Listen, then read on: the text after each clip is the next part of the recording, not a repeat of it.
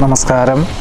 പൂരോരുട്ടാതി നക്ഷത്രത്തിൽ ജനിച്ചവർക്ക് ഈ 2016 ആണ്ട് ഏപ്രിൽ 14 മുതൽ ഒരു വർഷത്തേക്ക് മാർഗതടസ്സങ്ങളെല്ലാം നീങ്ങി അനുകൂലമായ സാഹചര്യങ്ങൾ വന്നു ചേരും എന്നുള്ള ഒരു അവസ്ഥാവിശേഷം വന്നു ചേരുമെങ്കിലും ഔദ്യോഗികമായിട്ടുള്ള മേഖലകളോട് ബന്ധപ്പെട്ടതായുള്ള ചുമതലകൾ ഈ ആഗസ്റ്റ് മാസം മുതൽ വർദ്ധിക്കുവാനാണ് യോഗമുള്ളത്.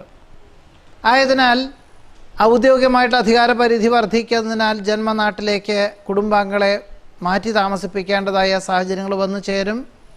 മാതാപിതാക്കളുടെ അസുഖങ്ങൾ കണക്കിലെടുത്ത് അന്യദേശത്ത് വസിക്കുന്നവർക്ക് പലപ്പോഴും ജന്മനാട്ടിൽ വന്നു പോകേണ്ടതായ സാഹചര്യങ്ങളുണ്ടായിത്തീരും. നിസ്സാരമെന്ന് തോന്നുന്ന പല കാര്യങ്ങൾക്കും അഹോരാത്രം പ്രവർത്തനം വേണ്ടി വരുവാനിടയുണ്ട്.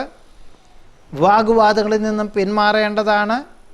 ഒരു പരിധിയിലധികം പണം മുതൽ മുടക്കിയുള്ള പ്രവൃത്തി മേഖലകളിൽ നിന്നും 2016 ആണ്ട് ആഗസ്റ്റ് മുതൽ പിന്മാറുന്നത് ഗുണകരമായി തീരും. ദേഹപരമായിട്ടുള്ള പല വിധത്തിലുള്ള അസ്വാസ്ഥ്യങ്ങൾ, നാഡീ കഫരോഗപീഠകളും അഥവാ കരൾ രോഗങ്ങളോ ഒക്കെ പിടിപെടുവാനും ഹൃദ്രോഗങ്ങൾ പിടിപെടുവാനും സാധ്യതയുള്ളതിനാൽ ഒരു പക്ഷേ ശസ്ത്രക്രിയ വേണ്ടി വരുവാനാണ് യോഗമുള്ളത്. സാമ്പത്തിക വിഭാഗത്തിൽ കൂടുതൽ നിയന്ത്രണങ്ങൾ ഏർപ്പെടുത്തുന്നത് വഴി കടം വാങ്ങുവാനുള്ള സാഹചര്യത്തിൽ നിന്നും പിന്മാറേണ്ടതായ സാഹചര്യങ്ങളും ഉണ്ടായിത്തീരും.